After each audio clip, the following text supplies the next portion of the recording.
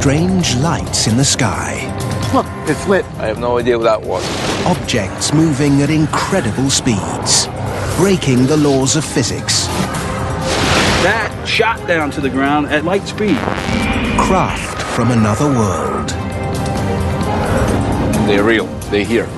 The truth is out there, and we need to know.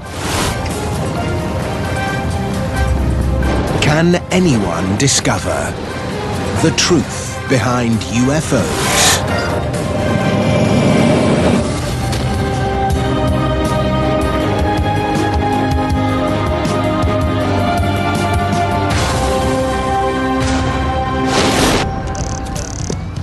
January, 8 p.m., Winsted, Connecticut. What the hell is that thing? Shoppers in a downtown mall spot something in the evening sky. It's moving. You got it, Pat? The event, like so many nowadays, is recorded on mobile phones. Unbelievable. It's posted onto an internet video sharing site. It's the latest example of an unidentified flying object, a phenomenon that seems to defy explanation. I don't know what it is. Or does it? UFO sightings like this one are reported in their thousands every year, and not just in America. They happen all over the world. No airports around here at all. It's unexplained. From Rio, London, Paris, and New York, UFOs are a global phenomenon, a global mystery. For the past 60 years, Whoa, I'm getting a series of lights right there. I got it. wherever and whenever unidentified flying objects have been spotted in the sky, they've hit the headlines. Right now, the biggest thing on YouTube is the Israeli UFO, which was UFO on top of a sacred temple. Is that UFO? It's amazing. Holy. And you can see it sitting on top of it, and then it just shut off at light speed. I looked at a video many times. I think it's real. UFO sightings like these fire the imagination of enthusiasts all over the world We've seen them in Mississippi like this, but never. and fuel investigations to discover what these mysterious objects really are.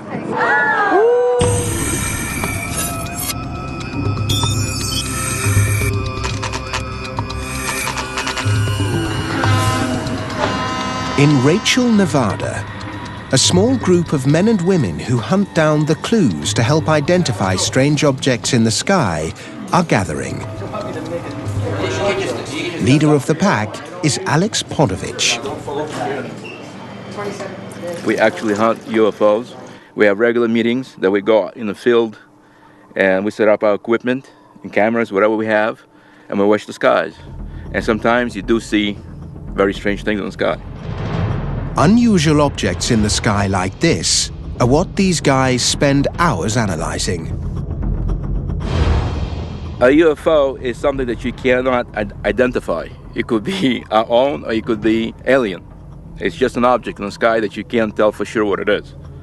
You know, a lot of people associate it with the alien craft, but it's not true. It could be anything in the sky. That's what the term means.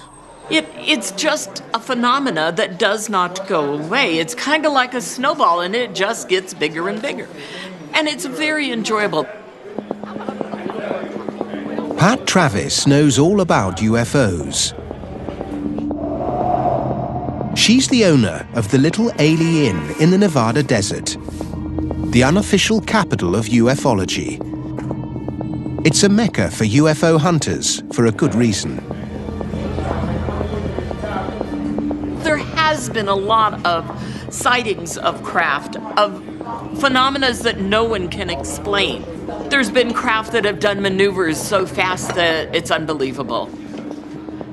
I believe that we cannot be the only beings in this entire magnificent universe. It has to be more. I will always believe that. She thinks UFOs are alien, a view held by some who investigate sightings. First of all, they're real. They're here. And the truth is that they created us. We need to know as a human race where we came from, what our origins are.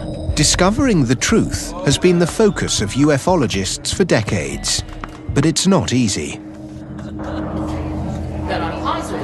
UFOs are not something called up on demand.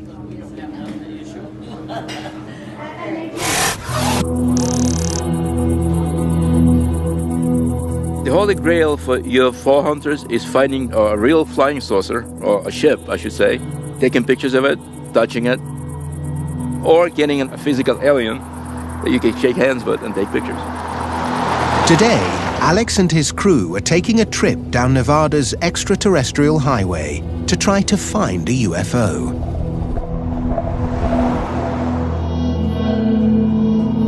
It is always an excitement to go out on a hunt. It's another possibility that I may find something that I've been looking for so many years.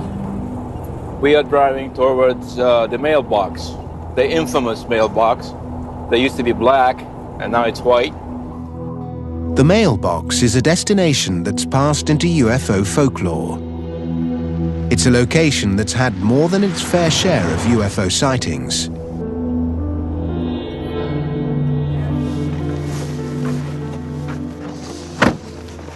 This is the famous mailbox, the white mailbox.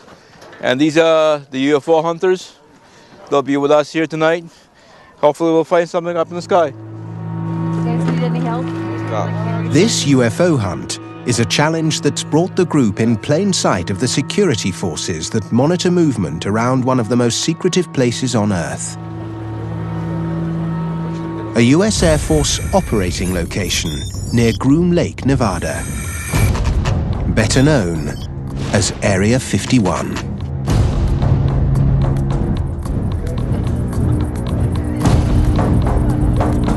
I can see a tower up on the hill, up on the mountain, and it's probably a radar out there also.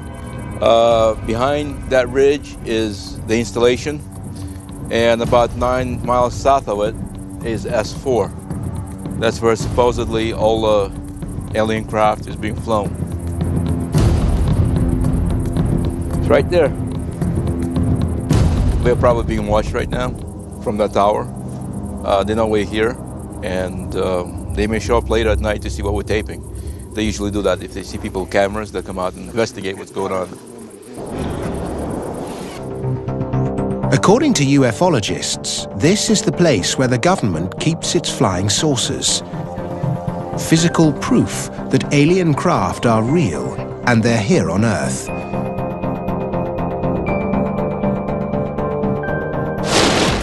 The incredible claim made headlines in the late 1980s, thanks to this man. I'm Bob Lazar. In 1988, physicist Bob Lazar told friends he'd seen flying saucers when he was working on a top-secret project at Area 51.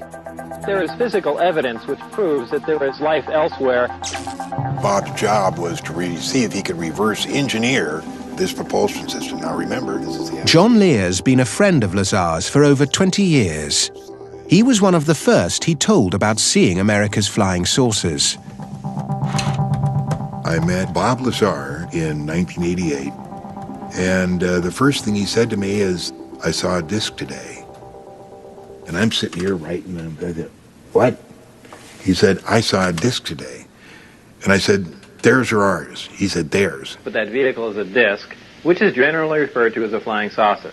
And he told me that when he first saw it, there was an American flag on it, and he thought, well, this explains everything. We've got saucers, it's ours, we developed it. That's where all those rumors are coming from. But then he got to see inside of it, and there was little teeny seats, which were just about this big. And that's when it became all too clear to him that this was an alien craft. The admission by an Area 51 insider caused a media storm. Flying saucers were real and being hidden by the government. What they do is pump protons into the 115. It's my opinion that nothing we have developed has been without ET influence or technology. If UFOs and flying saucers are real and being kept in secret bases in the Nevada desert, it begs a series of questions. What are they for? And where and when did America get its hands on them? The Las Vegas UFO hunters are out looking for UFOs. They've gone high-tech. They're using a sensitive array of infrared and low-light cameras in the hope that it will help them capture images of unknown objects in the sky. This equipment is generally used for surveillance in very, very dark environments. Some of them use existing light. They can operate even from starlight. The other one is a traditional green night vision camera, which amplifies light. So if anything comes from that direction towards us and it emits light, we'll see it. Even before the cameras are up and running, Alex spots something in the sky. You can see the contrail, and that looks like probably an F-16. What do you think we're going to see out here tonight? Well, I'm hoping to see something that was engineered back, reverse engineered from alien technology. Almost ready. Almost there. If you had the infrared, we may be able to see some things that we can't see with our eyes. Maybe they're not still supposed to be seen. We're not supposed to be seeing. So that gives us a chance to look behind the veil. Is this legal? Yeah, perfectly legal. Okay. You're on public land. Okay. If you get arrested, you don't know me. If a UFO is spotted, the hunters have the equipment to capture images of the craft in intricate detail. If they do, it will be a huge moment. We need to make it work. These are our eyes tonight. Well, that was close. Hopefully we'll see some strange lights up there that move in kind of a zigzag way or moving really fast. Look over here, this way. I hope to see a spaceship actually, if it's possible. In the darkness, the hunters spot something off in the distance. Is that thing right over there? It's too dark for conventional cameras to pick out. But what about the low-light ones? That was just moving. It disappeared. Dropped like a stone right over there. Oh, it was a big light. Oh, that was beautiful. Look, it's lit. Right there, right there. You see him? He's orangey red. 1 o'clock. Has the infrared and low-light camera rig captured it? Okay. Now this just happened. Right above the 2, you'll see on our third camera, a light comes up. And then right here is another one. And they both stay up for just about the same amount of time and then disappear. Not moving, they were stationary. And they were there and then they were gone. And that was not a pixel on the screen, that was not a malfunction. They've spotted something, but they don't know what it is. They hope it could be a flying saucer they believe America keeps hidden away in the desert. It's a notion that's deeply established within UFO circles.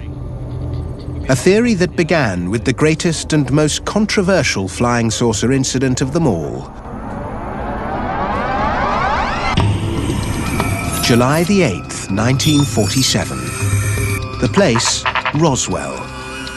Debris is discovered on a cattle ranch in New Mexico, but it isn't just any old stuff.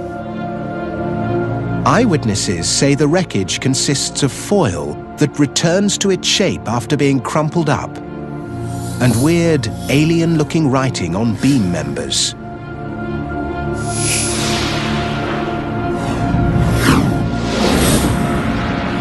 A UFO legend is born. But in a U-turn 24 hours later, Roswell's flying saucer is claimed to be a weather balloon, and a controversy has raged ever since.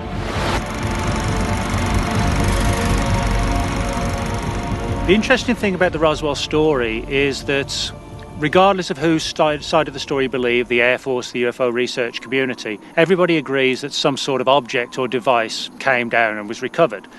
Now, the big question is, what's being covered up?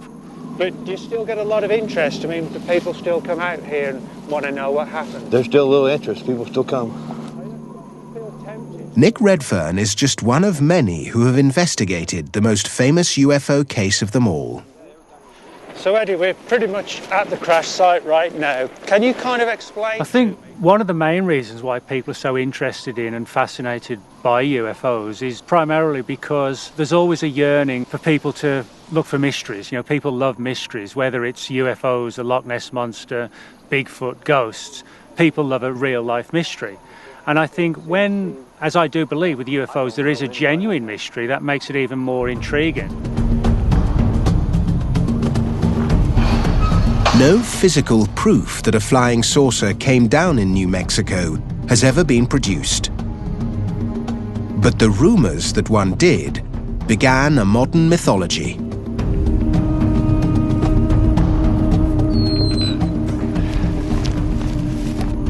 So Eddie, this is really where all the evidence was brought. What happened was that when flying saucer sightings began in '47, it was something totally new. Never been seen before, so people were fascinated by it.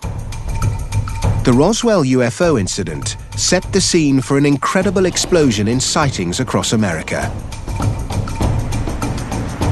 Over the next 50 years, UFOs grew into a global phenomenon. And now, the reason why is about to emerge.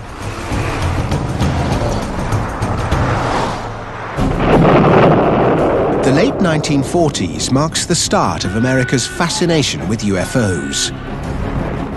An obsession that coincided with its Cold War with the Soviet Union.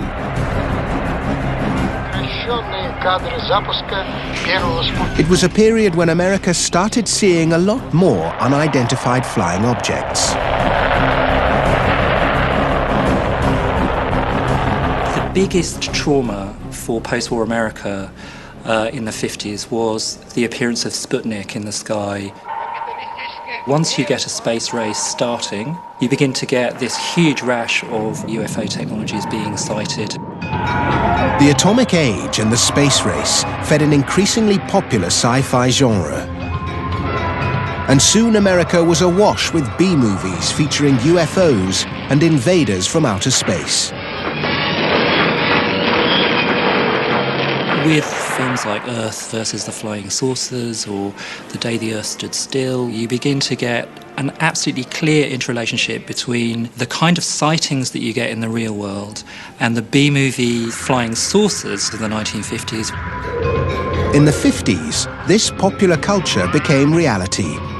UFO sightings were on the rise. And the US military refused to acknowledge that they were responsible. The recent sightings are in no way connected with any secret development by any agency of the United States. But that's not true.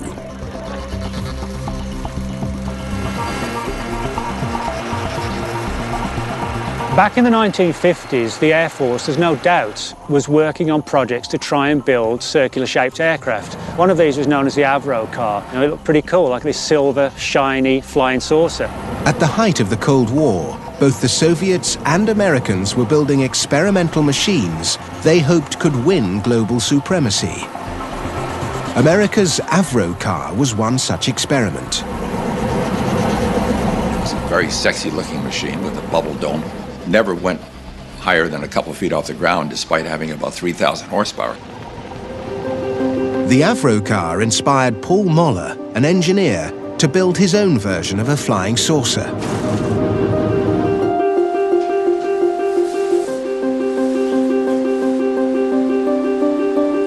I do think it invokes the image of that little Jetson type of machine that we saw in the 60s that had the bubble dome and that freedom to move around in the future the way they did.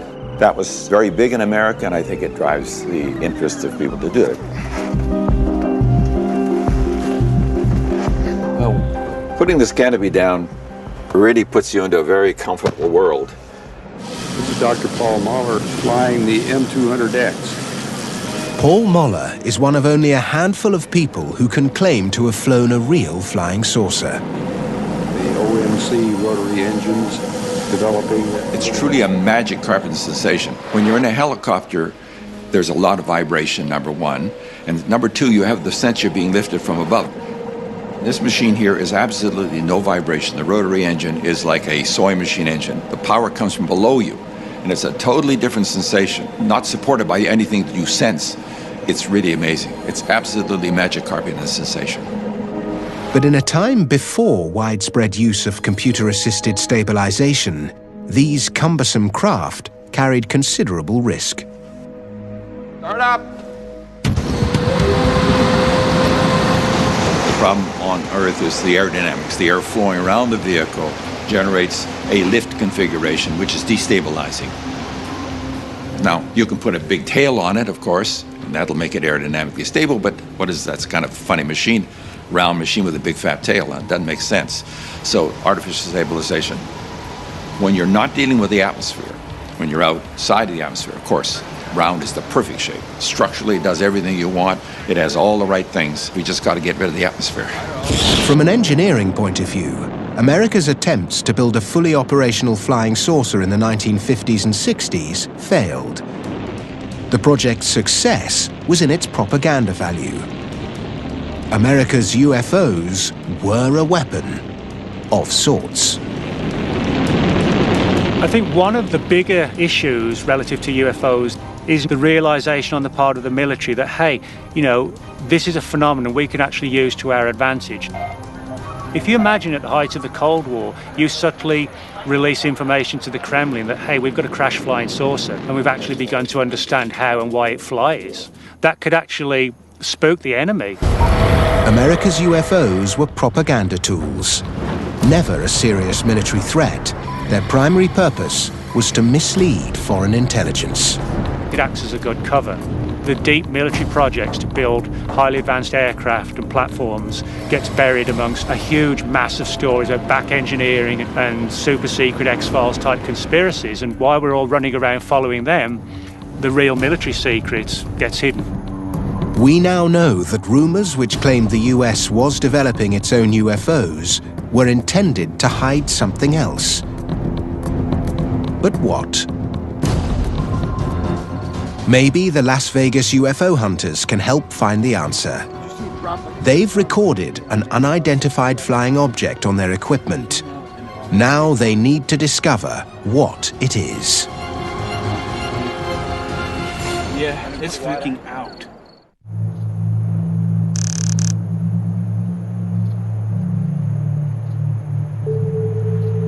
Peter Merlin knows a lot about what goes on in the sky over the desert. He says that evidence of UFOs in the sky can often be found on the ground.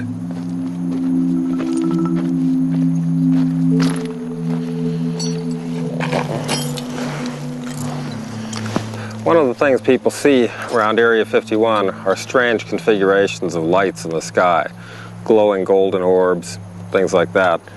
A lot of the time they're seeing these things. This is an Air Force anti-infrared flare. It provides a heat source to decoy heat-seeking missiles. And they look very strange to people on the ground because they seem to hang in the air or move in strange ways with the air currents while glowing and sputtering. The deserts are littered with thousands of these things. These account for a lot of the unusual light sightings in the night sky over Nevada. But Las Vegas's finest don't buy that explanation of what they've seen. They think it doesn't fit. It moved. That light moved. It's blinking right there. Yeah, I see it. Yeah, it's on and just faded out. You know, there's a lot of military aircraft up there right now. They're doing the exercises and they're dropping flares. But don't flares fall down? That one did look like it fell, but it was flares float down. That's the nature of flares, is so it illuminates an area. They float like this.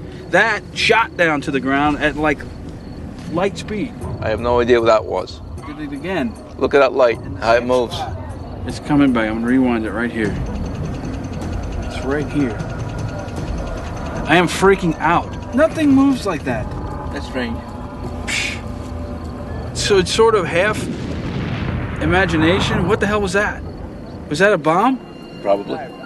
You sure? Yes, I think they're targeting your car, your vehicle. That's not funny, dude. The experienced UFO hunters are stumped. They've spotted an unidentified flying object over Area 51.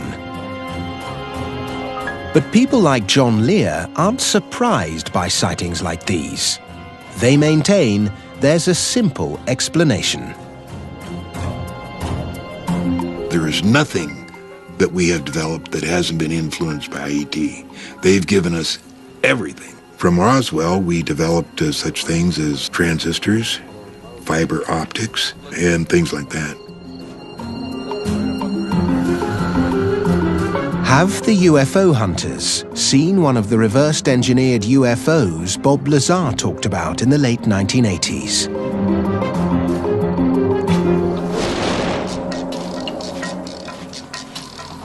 In the Spring Mountains, 65 kilometers west of Vegas, Peter Merlin's on a mission to find out.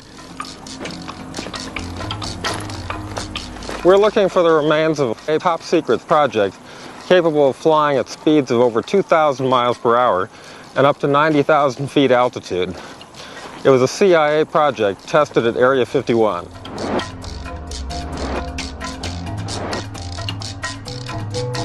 The question is, was this project based around UFO technology? They looked like craft from other worlds, so one could be forgiven for thinking, wow, that's a UFO. Because if you've never seen something like that, then it most definitely is an unidentified flying object. Now there's a chance to discover the truth. In 1967, one of these ultra-secret prototypes crashed here in the Spring Mountains. Conventional wisdom would be that these sites would be completely cleaned up. I've talked to people who worked on the cleanup crews, and almost universally, they told me, don't even bother looking because the government cleaned up every trace. But when I go to these sites, I find that there's always something left. That is a pretty decent-sized piece of titanium. Yeah, there's a little bit of black paint on the outer surface. The airplane was painted black. This is part of a radar-absorbent structure, so this would have been one of the most secret components of the airplane. So it seems like it would be surprising to find pieces of it out here after they cleaned it up, but yet the desert is littered with it. Peter Merlin has found pieces of the most sensitive military secret of the 20th century. It's not alien, but to the Soviets at the height of the Cold War, it might well have been. It's a technology so advanced that they never saw it coming, literally.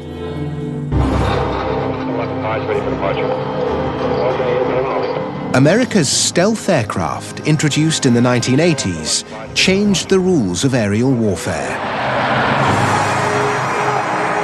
Exotic in looks and performance, these ultra-modern aircraft caused a flood of UFO reports over the Nevada desert.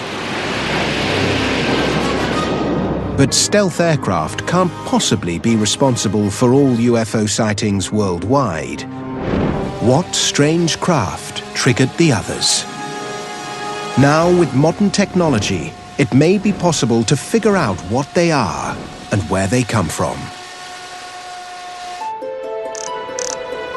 In today's world of high-tech gadgetry, machines that perform the simplest of functions can often be mistaken for UFOs. This is an aerobot. It's been designed by Paul Moller, the man who built and flew the M200X flying saucer. Well, the Here, what I'm flying here is a vehicle that was designed for bridge inspection. It's a serious problem. How do you get up and inspect bridges and not risking somebody's life in the process of identifying cracks in the bridges? The US Air Force has used these experimental machines for aerial surveying tasks. It's an unfamiliar technology. These are exactly the types of objects that draw public attention and could be mistaken for UFOs.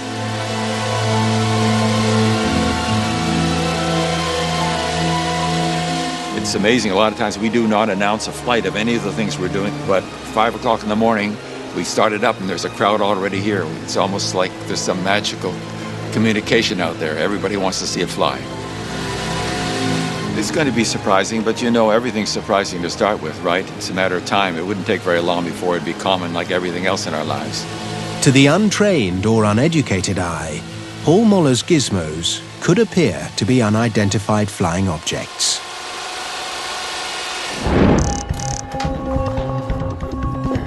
But figuring out what it is that people really see in the sky when they report a UFO is the job of this man. Mark D'Antonio is a chief analyst with Mutual UFO Network, an organization which investigates unexplained sightings. When someone sees something, there's a variety of ways in which they can record it.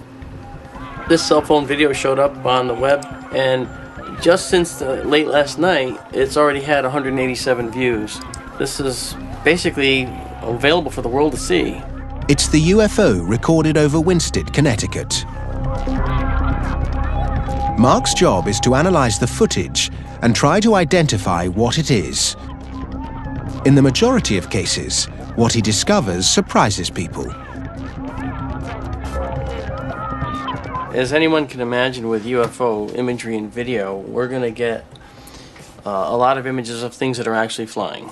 You have aircraft, insects, birds, occasional rock, or other things flying through the air. And we see a lot of those photos. You know, we'll see frisbees photographed at odd angles. I mean, things like that. For example, take a look at this one. On his database, he's got hundreds of examples of typical UFO shots. Somebody took a picture of an aircraft, but it's a known object. Obviously it's an aircraft, and that's not a problem. But you see this shape in here. You see this streak right here, and then you see two appendages, one set here, one set there. Okay, this is classic because this is a very out of focus object very close to the camera. This is an insect. It's a common example of how a UFO can be captured on film, but never actually seen. Sometimes these objects aren't even flying at all. Many times people photograph things genuinely because they need them for work or whatever, but then later when they review the pictures, they see something odd because they didn't see it when the photo was taken. In this particular case, over here in the corner, these two objects showed up, and they were submitted as two objects that were not seen when the photo was taken. I looked at that and I started laughing. I said, you know, this makes my day. Because what that is just a staple.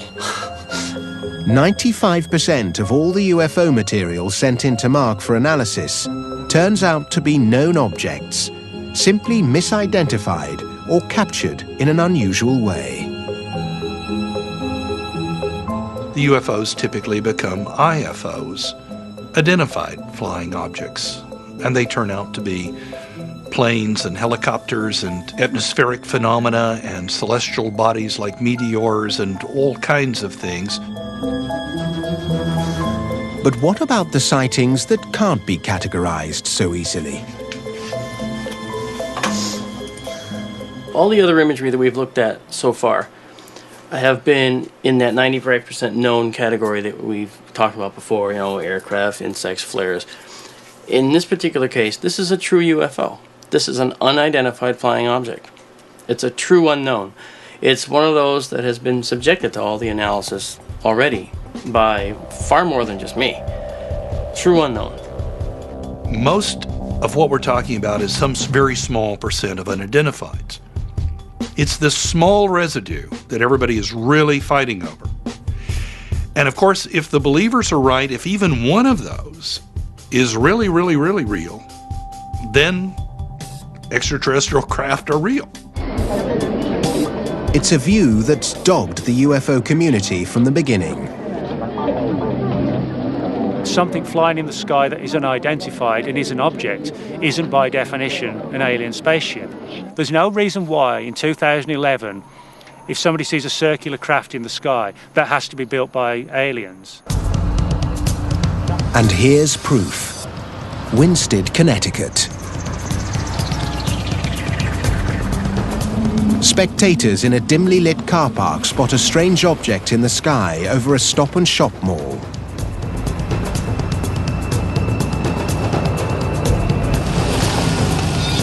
What the hell is that thing?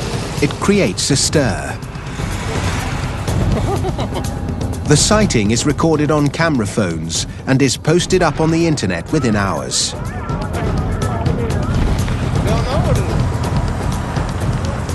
It's been spotted where there are no reports of any air traffic. There are no blimps or advertising craft in the vicinity. To all present, it's an unidentified flying object. Unbelievable. The problem is that as the technology advances, it becomes easier and easier to hoax things that look really good. Whereas, say, 30, 40 years ago, a good UFO photograph may actually have been a real UFO photograph because it was hard to fake. Today, you know, a really good UFO could be some spotty 16-year-old teenager in his mum's spare bedroom putting together a piece of footage, putting it on the internet and laughing at all these wide-eyed UFO researchers. 50 seconds. Okay, coming in. This UFO is a hoax. Good. Connecticut's latest flying saucer sighting started life in a basement workshop a little over 24 hours before. Okay, lights. Good, there we go.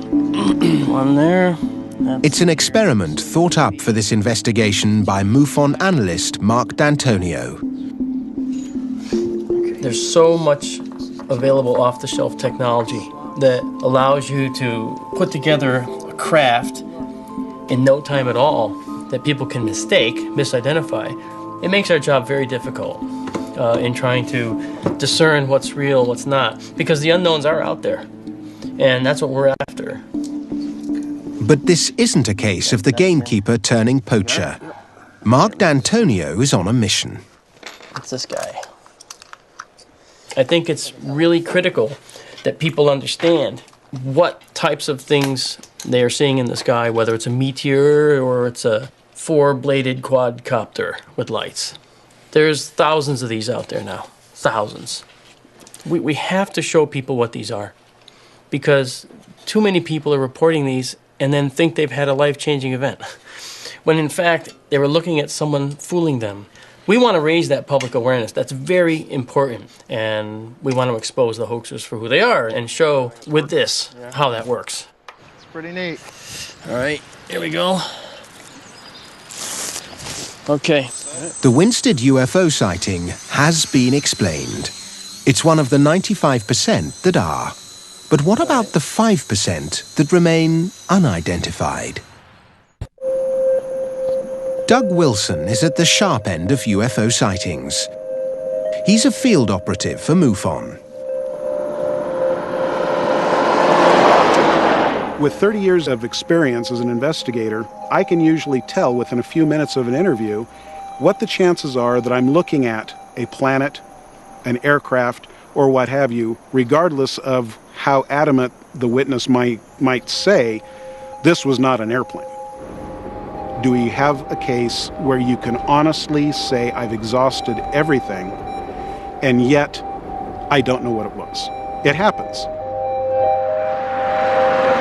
In such cases, Doug knows why a lot of people instinctively make the link to outer space. I think people do feel the need to have an explanation for everything. We've got Star Wars, Star Trek, any number of science fiction that people look at and they think automatically outside of the Earth. And so if you don't give them an answer, they will come up with one on their own, and frequently it is extraterrestrial. Blockbuster movies and hit TV shows may have kept our appetite for UFOs alive, but it's been the lack of disclosure and sightings that defy explanation that really fuel our search for answers.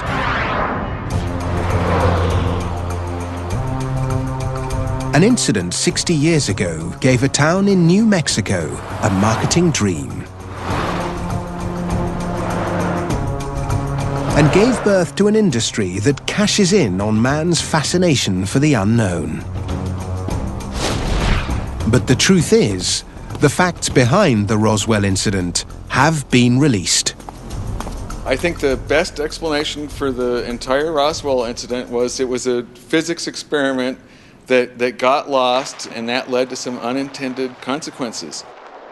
Today, the official explanation for Roswell is the crash of a top-secret listening device codenamed Project Mogul. These balloon trains were huge assemblies. We've got a picture of one right here. It was 600 feet tall. It was about half the height of the Eiffel Tower. Unlike those who maintain a flying saucer crashed, physicist David Thomas has evidence that supports the official version of events. This is a small replica of the I-beam that was found in the Roswell debris. These strange markings are the key to unlocking the UFO mystery. It's not alien writing, as some believe. It's something much more down to earth. And crucially, it links it to Project Mogul. They were made for the Army Signal Corps by a toy company in Manhattan called Merrick Manufacturing. And the reflectors were a little flimsy, and when the Army Air Force said, can you make them stronger, they applied some tape they had sitting around the toy factory, and this tape had these strange, colorful, sort of hieroglyphic symbols that could have been interpreted as alien writing. It's exactly the same design described by eyewitnesses. But instead of being alien writing, the truth is, it's toy wrapping tape. Despite the evidence, it isn't enough for some people. 60 years of speculation can't be swept away so easily. No one's going to hide a weather balloon coming down. There's no point. And even a mogul balloon, there are examples of mogul balloons coming down elsewhere in the US in the summer of '47. They weren't subject to stringent security like the Roswell event was. So I think for me that rules out a mogul balloon. The real truth behind the most famous UFO of all time may never be universally accepted. But the facts reveal that in the vast majority of cases, an explanation for most UFOs can be found. Simple misidentification, atmospheric conditions, hot air balloons, hoaxes, even staples can all become unidentified flying objects. But the question remains, what are those that stay unidentified? There are those people who understand that while there are a lot of mystery lights and things happening in the sky, some of them of a perhaps clandestine nature, there's no good evidence that any extraterrestrial craft is visiting the planet Earth. Believers will still hunt for the evidence. Light speed. That one, the last one, It's right here. in my opinion, the truth behind UFOs is that, first of all, they're real. They're here. Roswell, New Mexico. Something did crash, and I do believe that I was a alien spacecraft. But for those of us who just look to the skies and wonder, 80 to 90% of all UFO sightings are explainable. But as a rational person trying to keep an open mind, I would have to say that there is no reason to believe that aliens could not be here. It's kind of like people's belief in God. You can't prove it, but you'll be damned if you'll deny it in total. Brand new The Truth Behind explores the legend of the Loch Ness Monster at the same time next week. Stay tuned for a hunt for aliens.